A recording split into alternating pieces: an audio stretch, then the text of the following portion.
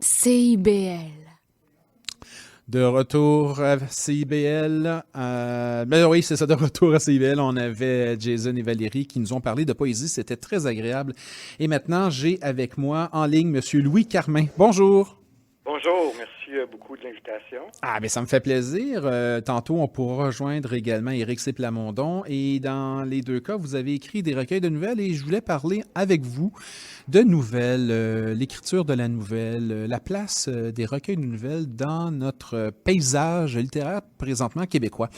D'emblée, vous, avec Nuit portative chez VLB Éditeur, c'était à la base une idée, une volonté d'écrire un recueil de nouvelles? Oui, c'était une volonté, là, j'ai toujours voulu en écrire un. C'est mon genre préféré, en fait, pour être honnête.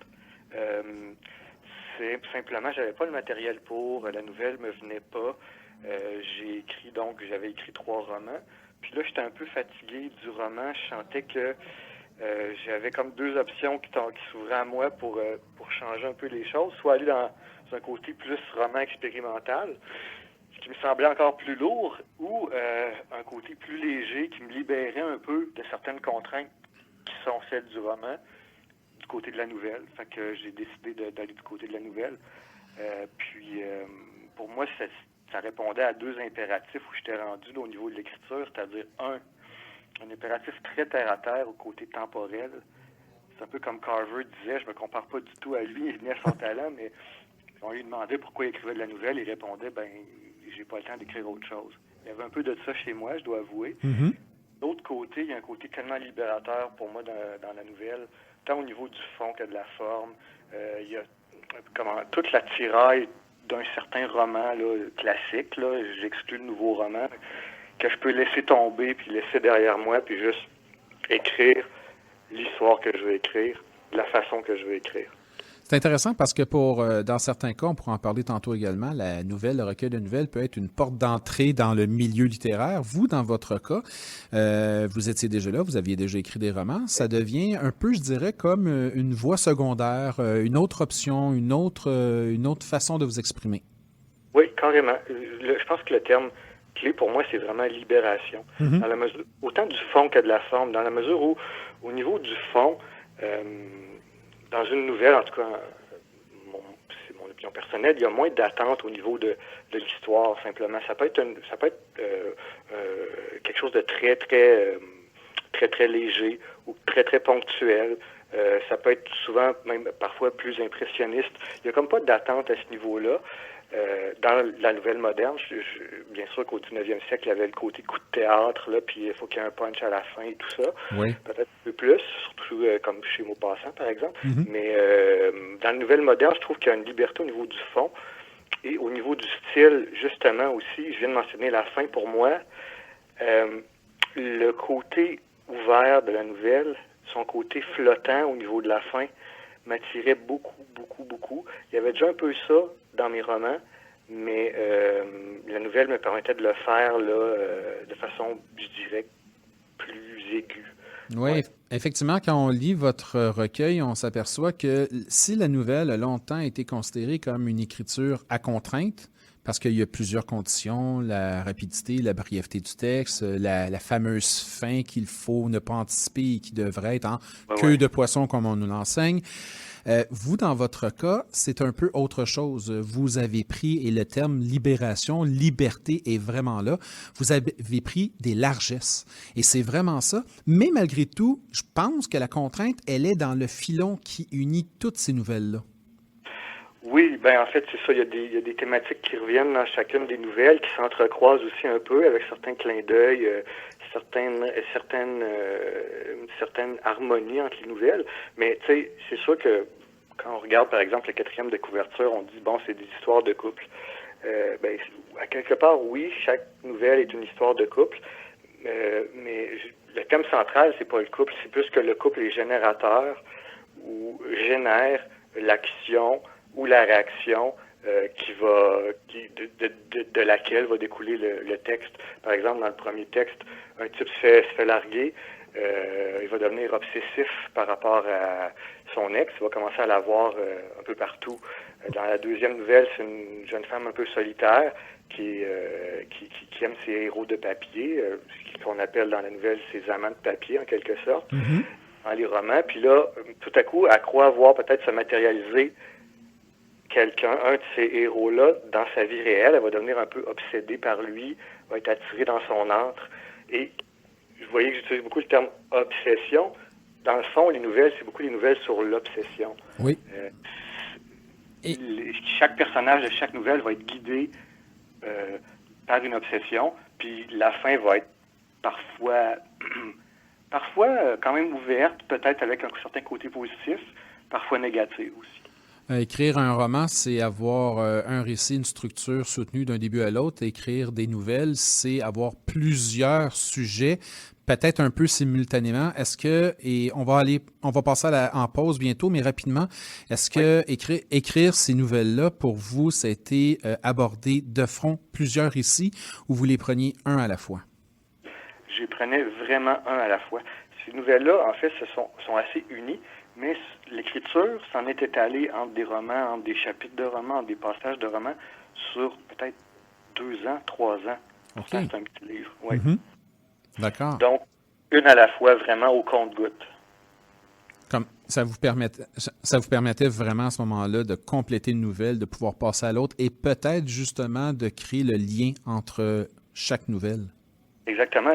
J'avais en tête la dernière nouvelle que j'avais écrite et je repartais un peu de ce point de départ-là. Un peu comme quand Hemingway laissait une phrase là, à moitié écrite, pour que quand il revenait à l'écriture, il y avait un moteur pour continuer. Il y avait ce côté-là. Ma dernière nouvelle servait de moteur à la prochaine. OK. Ah, c'est intéressant. J'aimerais qu'on va faire la petite pause, puis Éric C. Plamondon va se joindre à nous. Et puis, j'aimerais justement qu'on parle par la suite d'écriture de nouvelles, de procédés, comment on monte un recueil de nouvelles, tout ça. Et l'importance de la nouvelle, je suis avec Louis Carmin et Éric C. Plamondon se joint à nous dans pas longtemps. On fait une petite pause. Restez avec nous, on revient.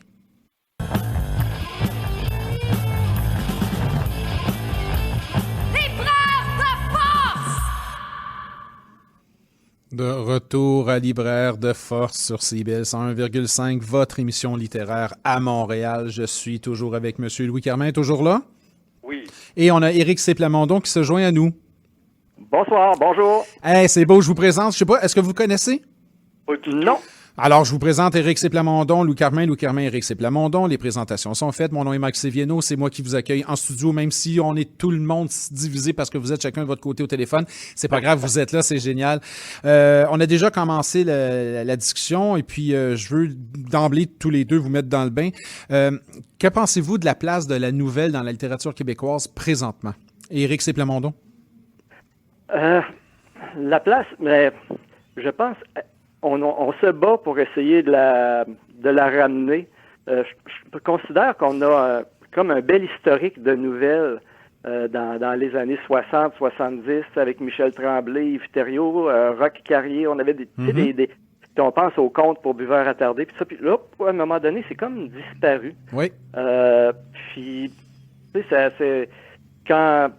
Puis Louis va pouvoir sûrement en témoigner, quand on envoie un manuscrit aux maisons d'édition, la première chose qu'on vérifie, c'est s'il publie dans notre genre littéraire. Puis il y en a plusieurs qui vont dire, on ne publie pas de poésie, de nouvelles, ni de livres de croissance personnelle, par exemple. Tu sais. Ouais.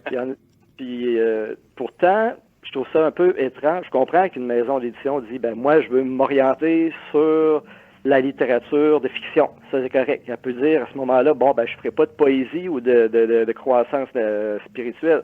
Mais par contre, il me semble que la nouvelle, puis ça, vous l'avez dit tout à l'heure, d'ailleurs, dans les 5 premières minutes de votre échange avec Louis, vous avez tout vidé à peu près ce que j'avais envie de vous jaser. Ah non, mais il va rester plein d'autres choses. mais tu sais, quand vous disiez que c'est une belle porte d'entrée pour la littérature, c'est de même que je le vois, puis je trouve ça étrange qu'une maison d'édition qui dit, moi, je fais de la littérature de fiction, je publie des romans, puis je fais pas de nouvelles. Je veux dire, c'est des récits courts, oui, le format est différent, c'est moins complexe comme histoire, il y a pas 25 récits parallèles, il y a moins de personnages, oui, mais c'est quand même une histoire de fiction. Tu sais, il y a quelque chose qui se passe, je te fais voyager pendant un certain temps, je te projette une pièce de théâtre dans ta tête, puis c'est simplement la longueur qui est différente. Tu sais. Ouais. C'est pour ça que je trouve ça un peu étrange, puis il me semble que quelqu'un qui lit de la nouvelle va pas nécessairement lire du roman, mais quelqu'un qui lit du roman va apprécier la nouvelle. Ah, c'est intéressant, ça. Ouais, c'est intéressant. Je trouve ça étrange qu'il ne publie pas plus, un peu comme si des personnes avaient été échaudées un peu par la nouvelle à une certaine époque, puis qui avaient décidé que ce serait toujours comme ça. Tu sais, un peu comme quand Kevin Costner a fait son film Waterworld, puis que c'est un des films qui a coûté les plus chers, puis il a été tourné sur l'eau. Puis quand Cameron a voulu tourner Titanic, ils ont dit, ben non, les films tournés sur l'eau, ils coûtent cher, puis ils rapportent pas. Oui. Mais finalement, on a vu que c'est pas vrai. T'sais, fait que je pense que puis c'est pour ça que je rends hommage à des éditeurs comme Sémaphore, de dire, ben moi, j'en fais de la nouvelle. Je le prends sur moi d'éditer de la nouvelle. Vous, Louis Carmin, est-ce que vous allez dans le même sens pour la présence des nouvelles en littérature québécoise? Ben, en fait, je suis tout à fait d'accord avec Éric. Il y a un côté très frileux de l'édition québécoise par rapport à la nouvelle. Il y a un peu l'éléphant dans la pièce qu'on était depuis tantôt, c'est que on nous dit, et je veux bien le croire, je l'admets, que la nouvelle se vend moins. Donc, l'éditeur est souvent plus frileux à publier de la nouvelle. Donc, il y a un impératif pécunier là-dedans aussi, je crois. Pourquoi ça se vend moins? Pourquoi ça se lit peut-être moins? J'en ai aucune idée, franchement. Oui. Parce que, comme je l'ai dit au début, moi, c'est mon genre préféré. Puis j'ajouterais même, souvent, c'est une porte d'entrée en littérature pour le lecteur, mais c'est une belle porte d'entrée que l'auteur peut offrir à son lecteur. C'est-à-dire que moi, c'était en arrière, toujours dans mon esprit, quand j'écrivais des nouvelles, je me disais, ça peut donner une bonne idée de ce que je fais à quelqu'un qui n'est pas trop sûr de vouloir lire, de vouloir me lire, qui se dit, je vais juste lire une nouvelle par-ci, par-là, il va peut-être tomber dessus, peu importe, dans une salle d'attente, peu importe, puis il va découvrir si oui ou non, il aime mon écriture. Fait que c'est une belle porte d'entrée pour l'auteur aussi à ce niveau-là. Est-ce que je me posais la question, est-ce que les nouvelles ne sont pas aussi proposées ou on n'en fait pas la promotion autant que les romans? Parce que, et là, c'est pas moi qui le dis, parce qu'on pense que ce serait un sous-genre, que la nouvelle n'est pas vraiment un roman, qu'il y a des préjugés associés à la nouvelle. Exemple, souvent, on va dire que ceux qui font des nouvelles, ben, sont incapables d'écrire du roman. Mais pourtant, on a juste à penser à Stephen King, qui a écrit « Et les deux ». C'est un des exemples que je voulais donner quand Louis disait que ça peut être une porte d'entrée aussi vers le reste de notre œuvre. Moi, j'ai embarqué dans l'univers de Stephen King par ses nouvelles. Ben voilà, c'est ça, oui. Et quelqu'un qui lit, exemple, La Faucheuse de Stephen King, ben va découvrir un univers et va être accroché. C'est ça, exact. Souvent, on va dire aussi que, de toute façon, écrire la nouvelle, c'est facile parce que c'est pas long, c'est des courts textes, tout ça. Je pense que certains ont oublié Borges. Exactement. J'allais répondre à ce que tu as mentionné, ou à quelqu'un qui aurait cette façon de penser-là par rapport à la nouvelle. J'avais juste envie de dire, mais Carver, mais Borges, mais Tchekhov, je veux dire, c'est des grands auteurs, pas écrit de romans, et pourtant, je veux dire, ils n'ont absolument rien à envier aux plus grands romanciers. Même, je dirais, au contraire, parce qu'on dit, quand on écrit la nouvelle, on n'est pas capable d'écrire du roman. Savez-vous quoi? Moi, je pense exactement l'inverse. Peut-être que l'inverse est plus vrai. Je pense que c'est plus difficile d'écrire de la nouvelle que d'écrire du roman bien souvent. Parce que le roman, j'exclus encore une fois le roman expérimental à partir du nouveau roman, etc., mais le roman classique 19e à l'occidental, je veux dire, il y a quand même une structure assez établie, les personnages, les éléments perturbateurs, etc., etc., là. Il y a quelque chose, on peut suivre cette structure-là. De le faire de façon aussi brève dans une nouvelle, c'est très difficile. Donc, il faut utiliser d'autres outils, l'ellipse, c'est pas toujours facile à manier. Parfois, à la fin, il faut qu'on la laisse ouverte, on n'a pas, etc., etc. C'est plus dur de maîtriser la nouvelle. C'est pour ça que quand on dit, par exemple, pour moi, la nouvelle, un écrivain va dire, pour moi, la nouvelle, c'est un laboratoire. Il y a ce côté-là, oui, mais pour moi, il y a plus qu'un laboratoire. Il y a vraiment une volonté, puis j'arriverai probablement jamais, de maîtriser la nouvelle, d'être un bon nouvelliste. Oui. C'est autre chose que d'être un bon romancier. Oui, effectivement, parce que c'est une méthode d'écriture à contrainte, avec plusieurs contraintes, puis il faut toutes les maîtriser, ou du moins le plus possible, justement, pour créer une bonne nouvelle. Il y a peut-être aussi le préjugé que certaines personnes disent c'est un vieux style. Comme on le disait tantôt avec Éric Blamondon, ça se faisait, ça s'écrivait il y a un certain temps. Bon, certains nouvellistes français du 19e siècle, ou sinon, nous, dans les les années 60. On parle souvent d'un vieux style, mais on a juste à lire Heather O'Neill avec La vie rêvée des Grippins, puis là, on s'aperçoit que la nouvelle peut être extrêmement contemporaine. Exactement. Puis, on regarde, mais je pense aussi qu'il y a une histoire pour revenir à ce qu'on disait, c'est de ça qu'on parle depuis le début, mais je veux dire, revenir sur le principe de la maison d'édition qui est frileuse à en faire. Puis, étant donné, si elle n'ose pas en faire, puis si elle en fait, elle ne va pas mettre full de promotion. J'ai à quelque part, si Patrick Sénécal sort un recueil de nouvelles, je suis pas mal certain que sa maison d'édition, même si c'est sur son site, je sais pas, j'ai pas vérifié, mais si habituellement ils en font pas, je pense qu'ils vont en faire tout à coup de la nouvelle. Tu sais, c'est à un moment donné, tu sais, genre où on regarde, par exemple, Sylvain Neuvel qui a publié ses romans de science-fiction, puis que là, pouf, il a publié, il a ajouté sa voix à un collectif sur le recueil de Black Mirror. Tu sais, je veux dire, c'est quand même assez contemporain, c'est quand même assez à grande diffusion.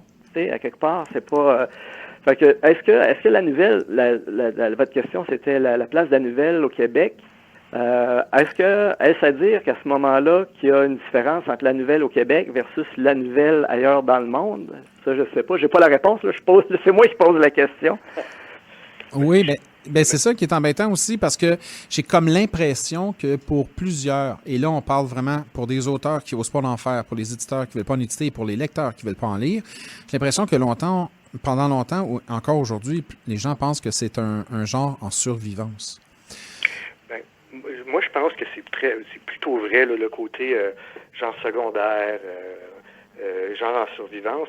C'est beaucoup plus vrai pour la littérature francophone, française, là, avec un grand F puis des gros guillemets, là, parce que dans le monde anglo-saxon, tu sais, d'ailleurs, c'est pas pour rien qu'Éric a mentionné, par exemple, Stephen King, l'art de la nouvelle est beaucoup plus respecté, pratiqué, etc., j'ai l'impression. Même chose en Amérique latine, je veux dire, il y a des recueils mythiques issus de l'Amérique latine, c'est un genre très respecté. Il y a quelque chose avec la littérature en français qui, je crois, a encore trop d'exigences ou trop de désir ou de respect pour le roman à la française, le classique. Oui. Et que ça étouffe un peu le genre de la nouvelle. Vous devancez une de mes questions que j'allais vous poser. Pourquoi, justement, en français, on semble si frileux ou si craintif ou avec certaines restrictions de la nouvelle? Est-ce que, et vous l'avez mentionné, est-ce que ce serait par respect pour le roman ou pas tant du respect, mais quelque chose qui est plus c'est convenu, c'est plus une habitude, je dirais plus une habitude de lire. Un texte doit être long. Dans les idées préconçues, dans les idées faites dans la tête des gens. Un texte doit être long, une nouvelle, c'est un texte qui n'est pas tout à fait achevé. Ça se peut que ce soit cette perception-là, oui, en effet, ou simplement le même genre de dédain qu'une personne peut avoir vis-à-vis de quelqu'un qui a juste une classe à peine inférieure à la sienne. Tu sais, je sais pas. Oui. Pourtant, sérieusement, je trouve que la nouvelle, c'est quelque chose qui est vachement de notre temps, dans le sens que c'est quelque chose de consommation rapide. Puis là, je le dis pas d'une manière négative à la fast-food. Non. C'est que, tu sais, les gens là, ont accès à plein de choses. Tu sais, je veux dire, il y a 150 ans, bon, quand tu avais fini ta journée de travail, si tu n'étais pas mort, puis si tu avais la chance d'avoir une lampe à huile, ben tu pouvais lire un peu avec les yeux de pique puis d'aller te coucher. Sinon, c'était en compétition peut-être avec l'apprentissage d'un instrument de musique ou faire de la nourriture ou faire du tricot. Il n'y avait pas une grosse compétition. Mais les gens n'avaient pas beaucoup de temps libre non plus. Là, il y a eu la radio, la TV, l'informatique, Internet. Il y a plein de choses qu'on peut faire dans notre vie de tous les jours, mais par contre, on a plus de temps libre, mais on est quand même en compétition. Je veux dire, la lecture, le fait de lire, c'est en compétition avec plein de choses. Puis là, on doit faire des choix. Puis quand on choisit, c'est soit qu'on décide qu'une activité, on la fera pas, ou encore, on va la faire moins. Tu sais, comme moi, j'aime écouter des séries télé, mais je vous annonce que je ne vais pas me taper les 8 saisons du show de Zombie. Parce que je préfère écouter 8 fois une saison d'une mini-série parce qu'il y a trop de choses qui m'intéressent. Tu sais, je vais écouter une mini-série sur des profileurs du FBI, puis après ça, une autre, tu sais, ça va être plus ça. Puis c'est pas pour dénigrer ceux qui se tapent les zombies, là, c'est pas la question, mais c'est que moi c'est mon style. Puis les gens aiment, les gens ont tellement de choses à faire qu'il faut qu'ils choisissent. Puis de leur fournir des morceaux de littérature qu'ils peuvent consommer rapidement, dans les petits 30 minutes qui ont dit, bon, j'ai un lousse, je vais prendre un drink sur le balcon, puis je vais lire une histoire. Après l'avoir lu, elle leur reste en tête au complet, parce qu'il l'a tout lu dans son entier. Tu sais, quand tu lis un roman, puis que tu finis ton chapitre, ou même que tu n'as pas le temps de le finir, tu restes pas avec les derniers mots que tu as lus, parce que l'histoire n'est pas complète. Puis là, ben, quand tu reprends ton livre, c'est quand? Demain, après-demain, la semaine prochaine, tu le sais pas. Tu sais, parce que c'est sûr, je parle pas des gens qui ont le temps ou qui le prennent plus peut-être que d'autres, le temps de lire, ou qui pendant les vacances vont se dire, bon, ben moi, je me tape, je binge-read des livres. Oui. Mais moi c'est plus des petits morceaux que je vais prendre à gauche et à droite. Et pour moi, la nouvelle, c'est la lecture idéale, surtout pour l'été, mais pour tout le monde, à notre époque. Oui, je dirais que la nouvelle, dans toutes les plateformes de diffusion qui existent, là, les podcasts, Internet, les téléséries, tout ça, ben, elle devient une autre plateforme de diffusion, de lecture différente. On va faire une petite pause musicale et on revient avec vous deux par la suite. Il y a plein de choses encore à dire. Je suis avec Éric C. Plamondon et Louis Carmin. CIBL. De retour avec Louis Carmin et Éric C. Plamondon. J'ai le goût de vous poser la question, écrire de la nouvelle, est-ce que c'est réduire son lectorat ou, au contraire, produire un nouveau lectorat? Louis Carmin, Éric, c'est vous. Oui, bien, à mon avis, je vais prendre 2 secondes pour rebondir un peu sur ce qu'Éric a dit quand même. Oui. Il a tout à fait raison, c'était tout à fait pertinent.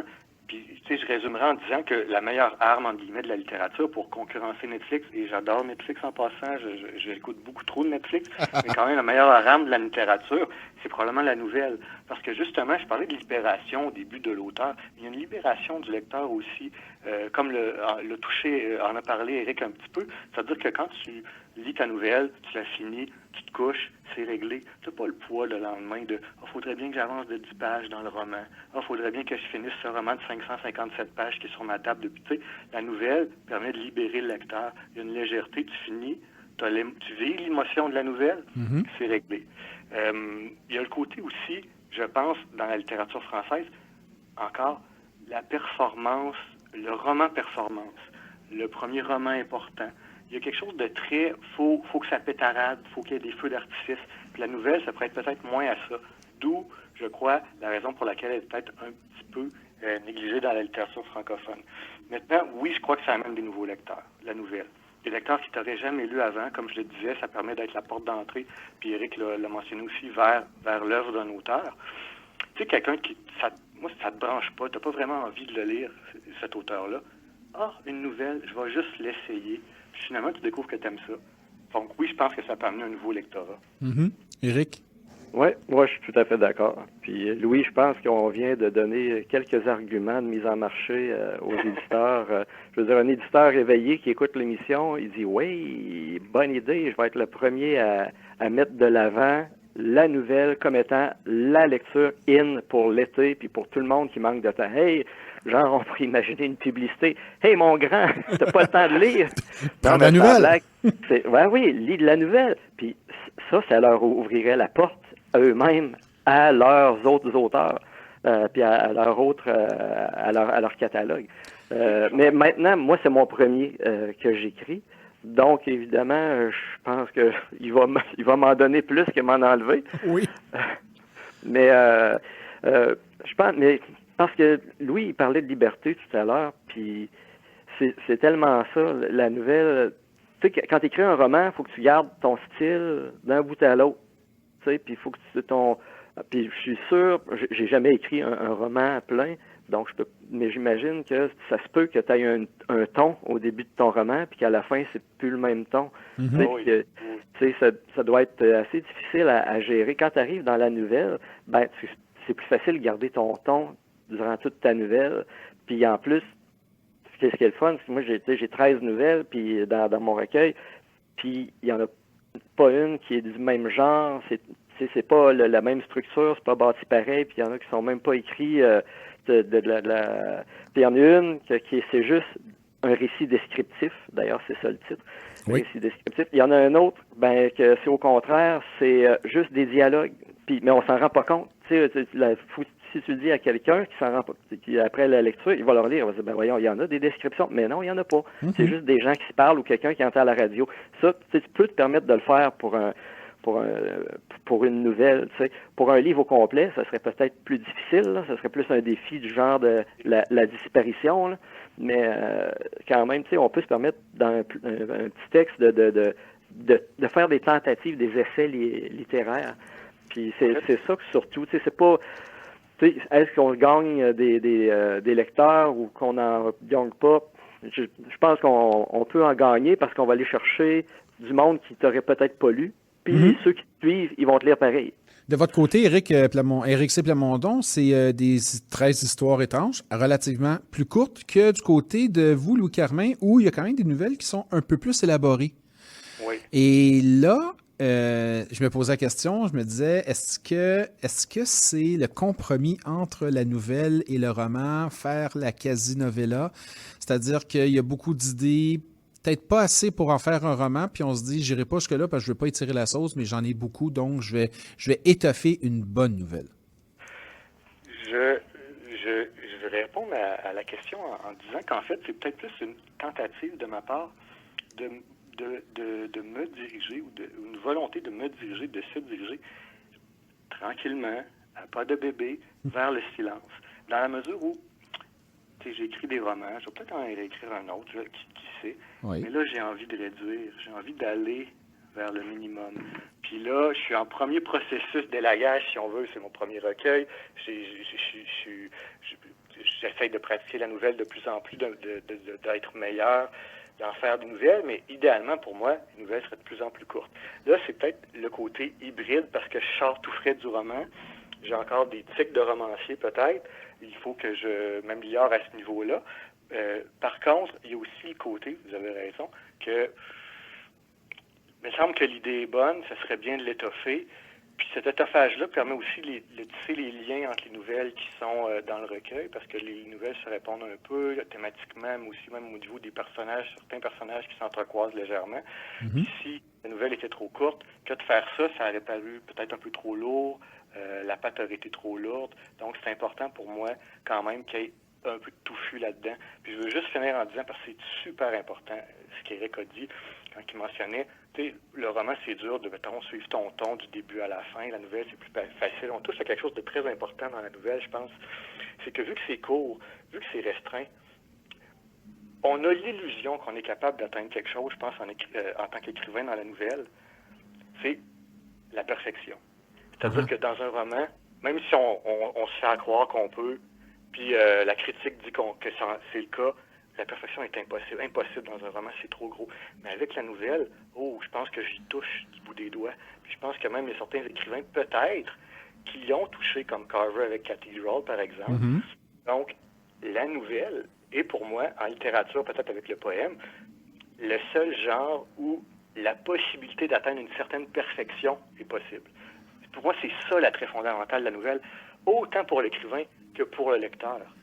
Et là, je me fais et l'avocat et le diable et toute cette gang-là. Le risque, par contre, en faisant des nouvelles, c'est de devoir quasiment plusieurs fois répéter la perfection. Les nouvelles, pour moi, vous voyez, je ferais l'analogie, c'est lancer une roche sur l'eau pour faire des bonds. Parfois, tu en fais 23, parfois, tu en fais 2, parfois, tu en fais 0, ça fait un gros splash. Fait que c'est ça la nouvelle. Idéalement, le plus de 23 coups possible, de 23 bons possibles, mais si tu en rates une de temps en temps, Victor Hugo a basé sa carrière poétique là-dessus. Il écrit tellement de poèmes. Il y en a qui sont vraiment, franchement, pas très, très bons, mais il y en a là-dedans qui sont des perles, parce qu'il en a écrit tellement qu'il a réussi parfois à atteindre la perfection. Oui, effectivement. Quand vous dites passer du roman à la nouvelle pour vous orienter vers le silence progressivement, bien sûr, c'est une image qu'on a, mais il y a aussi la très courte nouvelle. On peut penser, ça vient de sortir de Régis Geoffrey, les micro-fictions. Et ça, c'est vraiment très court, c'est une page. Et là, c'est vraiment du condensé, là. Oui, je penserais à Simon Brousseau, par exemple, Synapse aussi. Oui. C'est excellent. Est-ce que l'exercice dans les deux cas vous intéresse?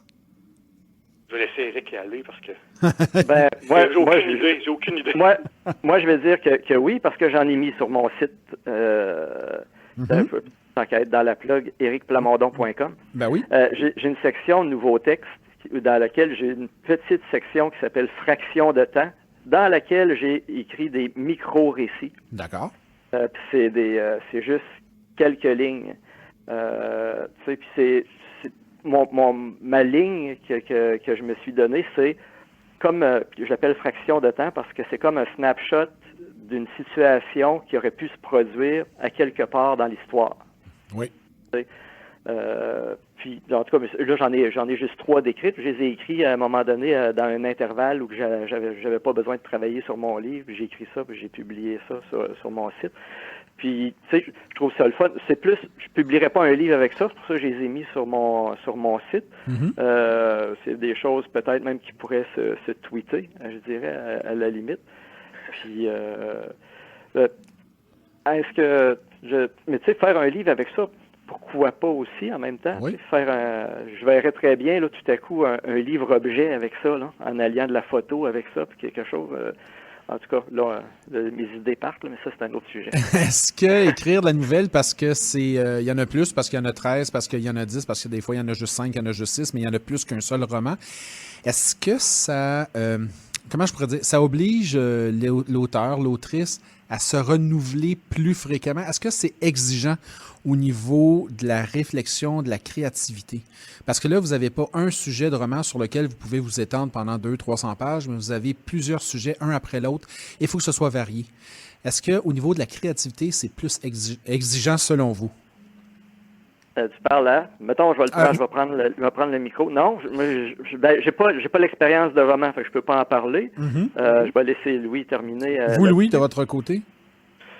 En ce qui me concerne, la nouvelle m'est venue de façon un peu organique, c'est-à-dire que je poussais pas la nouvelle. Je me suis pas assis dans ma table en me disant, là, je dois écrire un recueil de nouvelles. Comme je disais, ils ont été écrites sur peut-être 2 ans peut-être. Oui. Donc, elles venaient à moi sous cette forme-là en me disant, c'est pas un roman, c'est trop court, mais je peux faire une nouvelle de ça. Donc, j'ai pas eu à cogiter au niveau du renouvellement beaucoup. Puis même, en lisant le recueil, finalement, il était tellement thématiquement structuré de façon similaire, les thèmes se recoupent et tout ça, que la variété thématique est pas très, très, très, très, très grande. La façon de l'aborder, l'histoire, les personnages sont différents, évidemment, mais les thèmes restent un peu les mêmes. Donc, personnellement, moi, je vois pas de problème avec un écrivain qui ressort toujours la même histoire. Je pense à Patrick Modiano. Oui. C'est quoi? 45 ans qu'il écrit le même livre. Mais pas une figure de style. Là. Il écrit à peu près le même livre, là, vraiment. Et pourtant, j'ai toujours un plaisir fou à le lire, parce que c'est les variations. D'accord, oui. Ben, merci beaucoup. Il faut malheureusement partir pour une petite pause. Je remercie Louis Carmin. Merci beaucoup pour cette présence. Oui, merci. Bonne continuation. Merci Bye, beaucoup. On reste avec Éric C. Plamondon. On fait une petite pause. On revient.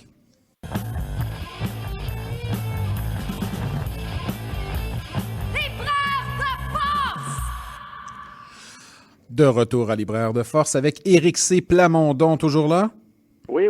Super.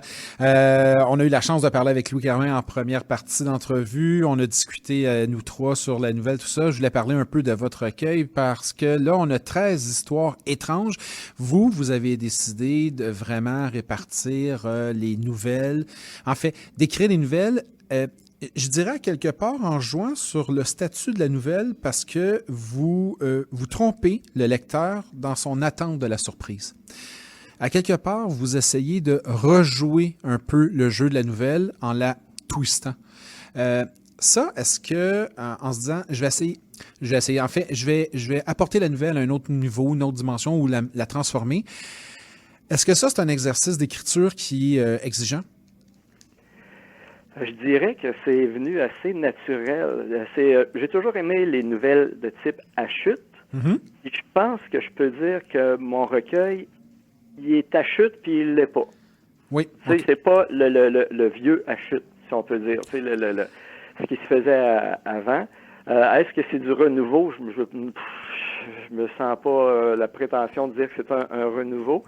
Mais effectivement, je vois bien, quand je me relis, que je suis un peu plus loin, un peu plus éloigné que de ce qui se faisait avant, mais est-ce que c'est plus exigeant? Je dirais non. Tout est venu naturellement. J'ai pas cherché à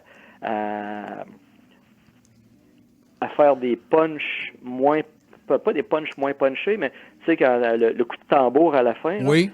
ça, j'ai pas cherché à ne pas mettre ça. Mes histoires ont toutes coulé. C'est dans un style où soit qu'il n'y a pas de fin, ou soit qu'il y en a une qui surprend, mais sans être un punch, soit qu'il y en a un que oui, là, il y a un punch, mais pas un punch qui change toute l'histoire, mais qui emmènerait l'histoire ailleurs. Donc, tu sais, mais c'est dans le plaisir. En fait, ça n'a pas été exigeant, ça a été plus un plaisir de le faire, mais je dirais que sans mentir, je pense que c'est plus inconscient. J'ai pas cherché à le faire. Ouais. Et je dirais que vous parlez de punch et de non-punch parfois. En fait, je dirais c'est parce que vous vous baladez parmi, je dirais, plusieurs univers, parmi plusieurs images, parmi plusieurs surprises. Et il y a des très courtes nouvelles de 2 pages, 3 pages, puis il y en a un peu plus longues. Et là, ça devient intéressant parce que vous jouez avec votre lectorat, vous jouez avec ceux et celles qui vont vous lire. Et parfois, on s'attend à une fin lorsqu'on lit une nouvelle, puis l'autre nouvelle, la fin arrive très rapidement, puis elle nous surprend encore plus. Est-ce que vous avez planifié le montage de ces nouvelles-là? Oh que non. D'accord. Mais la manière, sérieusement, j'ai un de mes amis qui me posait justement la question cette semaine, qui dit « Tes histoires, ils viennent d'où? » Mes histoires, j'ai un répertoire de à peu près 350 idées. Mais c'est des one-liners, juste une ligne. Puis j'ai aucune idée où ça commence, ni d'où ça finit. C'est juste une twist que j'écris. Puis j'ai un journaliste qui me demandait la même question la semaine passée. Puis il dit ton idée vient d'où? Puis là, j'ai inventé un truc de même. J'ai dit, je sais pas, mettons, tu lis quelque chose, tu lis un mot, puis au moment que tu le lis, tu entends le même mot à la radio. Tu vas dire, ah, tiens, une coïncidence. Mm-hmm. Si tu lis un mot plus particulier comme protozoaire, puis c'est ça le mot que tu entends à la télé, là, ça te surprend un peu plus. Est-ce qu'il y a matière à écrire un livre? Non.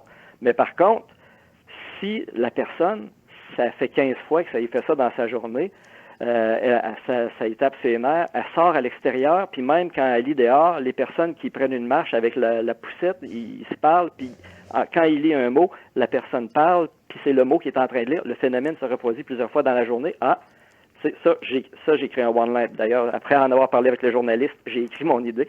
Ça, c'est le genre de one-liner que je vais écrire. Comment qu'elle démarre mon histoire, comment qu'elle finit, je ne le sais pas. Tout ce que je sais, c'est qu'il y a un truc étrange à quelque part qui va arriver. Puis que ça va être le pivot.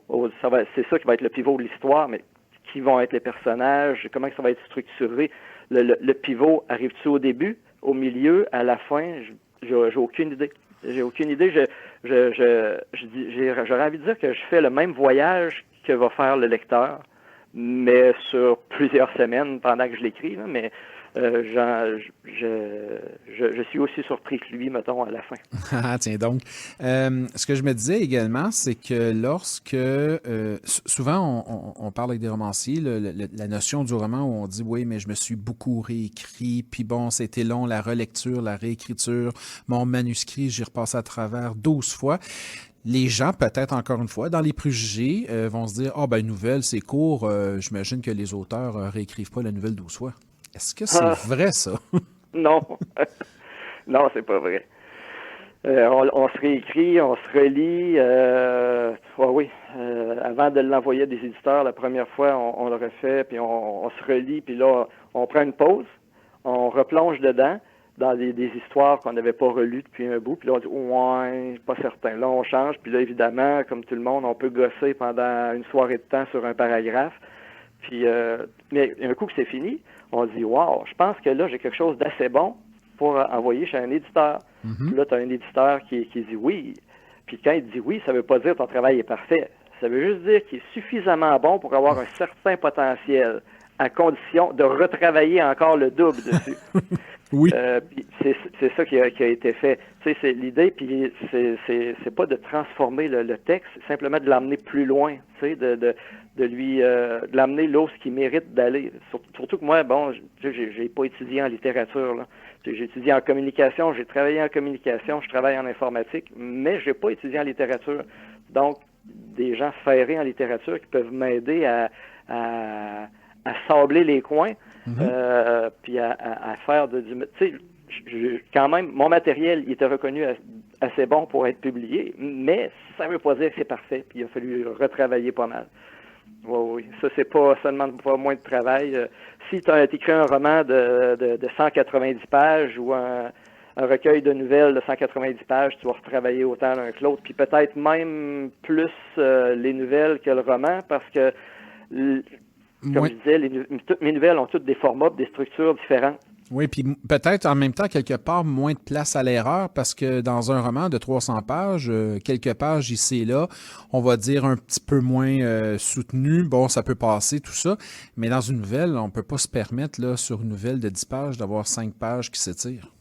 Non, c'est ça. Puis tu peux pas non plus, tu sais, on connaît l'image classique, je sais pas si c'est vrai que ça arrive, mais la personne qui fait un roman fleuve, puis qui son éditeur, il dit, tu vas me couper un chapitre, mais dans une nouvelle, tu peux pas couper un chapitre. Là. Non. Est-ce qu'on peut, par contre, oui, est-ce qu'on peut rallonger? Est-ce que c'est arrivé dans votre cas, est-ce qu'on vous a dit, ouais, cette nouvelle-là, c'est bon, c'est une nouvelle, mais elle est un peu courte, est-ce qu'on la rallonge un peu? Non. Non? Non. Non, puis même, c'est drôle parce que en réalité, mon projet initial, quand j'ai commencé au jour 1, mon idée, c'était, je m'inspirais des livres du genre 365 histoires pour bien s'endormir, tu sais, comme on donne aux enfants, sauf que moi, je voulais l'appeler 365 cauchemars, puis faire des histoires d'une page. OK, oui. Un peu sur l'idée des micro-récits, en fait, oui. qu'on parlait. Sauf qu'à un moment donné, je me suis rendu compte que, ouais, celle-là, ben, elle fait quand même 3 pages, hein? Puis après ça, ouais, celle-là, on en fait 12. Puis là, à un moment donné, j'en ai une, elle est rendue à 28. Fait que, tu sais, le projet des 365 cauchemars a été tassé. Mais je me suis perdu dans ce que j'allais dire, mais c'est pas grave, je pense que j'ai couvert l'essentiel de ma réponse. Non, c'est exactement ça, c'est ça, c'est l'idée justement qu'on peut pas étirer, on peut pas rallonger parce que justement, on a une nouvelle qui est partie, on la termine, on la complète. C'est comme le roman, on va couper, mais on va couper autant dans la nouvelle justement pour assurer l'efficacité. Oui, c'est ça, pour enlever des fois, tu sais, moi, je suis le gars qui aime lire des détails, puis il y a certaines histoires où j'avais mis beaucoup de détails, peut-être des détails comme je pourrais revenir encore à Stephen King, là, beaucoup de détails pour décrire un lieu, un objet, mais il y a certaines histoires où tu peux avoir une description comme ça, mais il n'y en a pas ailleurs. Tu sais, quand tu as plein de descriptions dans tout un roman, ça fit. Mais là, tu arrives, puis tu lis ta nouvelle de 15 pages, par exemple, puis il n'y a pas vraiment de grosses descriptions. Puis à un moment donné, il y a quelque chose là, que tu vas décrire bien gros, l'espace d'un ou deux paragraphes, puis là, ça clash dans ça va pas avec le reste de l'histoire. Puis là, ben, la directrice littéraire t'a dit, non, ça... Il me semble que je l'enlèverais, puis l'histoire n'en souffrirait pas. Là, moi, je l'aimais ma description, parce qu'évidemment, des fois, quand on écrit, on tombe un peu amoureux de nos textes. Ben oui. Mais là, on regarde, puis on se dit, ouais, c'est vrai que je l'enlève, puis le lecteur n'a rien perdu. Là, tu sais. Rapidement, je me disais souvent, les romanciers, ceux qui écrivent des romans, ont des maîtres ou des influences, des références. Quand on écrit des nouvelles, est-ce qu'on a également des standards, des influences? Ou c'est un peu plus risqué justement parce que comme c'est un genre un peu plus marqué, plus ciblé, de trop être influencé et de faire pareil? On subit tout le temps des influences, même sans s'en rendre compte. Je veux dire, j'ai pas essayé d'imiter quelqu'un ou d'embarquer dans les chaussures de quelqu'un, mais veux pas. Le meilleur exemple. Le meilleur exemple, c'est que, il n'y a pas longtemps, je me suis replongé dans un livre, l'anthologie de la nouvelle et du conte fantastique québécois. Oui. Puis c'est le fun à lire. Puis là, j'ai lu quelques histoires. Puis à un moment donné, j'ai eu, tu sais, quand tu as un peu peur, parce que là, tu dis, oh non, là, je tourne la page suivante, je dis, non, c'est pas comme mon histoire, parce que là, je vois le début, là, et je vois quelque chose qui ressemble, mais ça, c'est parce que ça doit faire 20 ans que je l'ai pas lu, ce livre-là. tu sais. Uh-huh. Puis là, je le regarde, puis finalement, ouf, OK, mon histoire est différente. Ça n'a pas rapport, c'est juste le premier paragraphe qui amenait dans une direction qui ressemblait à la direction que j'emmenais, mais non, c'est pas la même chose. Tu sais, est-ce que ça, inconsciemment, c'est quelque chose qui m'est resté dans la tête puis qui a juste suivi? Tu sais, je peux pas dire, tu sais. Mais une chose, tu sais, que peut-être dans les formats ou les sujets. Je pense que c'est là que ça peut avoir de l'influence. J'ai lu du Lovecraft, puis je vous annonce que mon style va pas ressembler à du Lovecraft. OK, bon, ben c'est bon. Ça, c'est établi. Je suis pas dans le genre, puis la lune gibbeuse, puis tout. Non, c'est pas. Tu sais, c'est là, je suis ailleurs. Mais est-ce qu'on subit des. C'est sûr, j'ai lu du Stephen King en masse, j'en ai parlé. Est-ce que ça m'a influencé? Ben, sûrement. Mais tu vois, je suis pas dans le gore ni dans l'horreur, par exemple. Non, on est beaucoup plus dans la surprise et je vous dirais vraiment dans la bizarrerie du banal. Le titre est vraiment bien choisi. Le sous-titre également, 13 histoires étranges, c'est vraiment ça. Ouais. Merci beaucoup, Éric C. Plamondon. Ben, merci beaucoup pour l'invitation, Mike C. Ben oui, voilà, c'est ça. On se retrouve entre C. On se retrouve. Merci beaucoup. C'est aux éditions Sémaphore. Oui? Je peux peut-être j'ai expliqué le C avant de partir. Oui, pardon? Je peux expliquer le C dans mon nom avant de partir. Ben oui, vite. Parce que, étant donné qu'on est dans la littérature, plusieurs auront lu du Éric Plamondon. Oui. Mais c'est pas moi. Bon, c'est pas vous, donc le C fait la distinction. C'est ça. Il a mon nom, il a mon âge, il vient du même endroit, on allait à l'école ensemble, et il séparait nos bulletins en mettant le nom, l'initiale du prénom de notre père. Parfait. Mon père, c'est Clément, C. C'est donc, pour ça que j'ai gardé ça, pour nous différencier. Ben c'est parfait. Moi, mon père, c'est Claude, c'est pour ça que j'ai le C. Merci beaucoup. On va aller écouter une chance. Merci.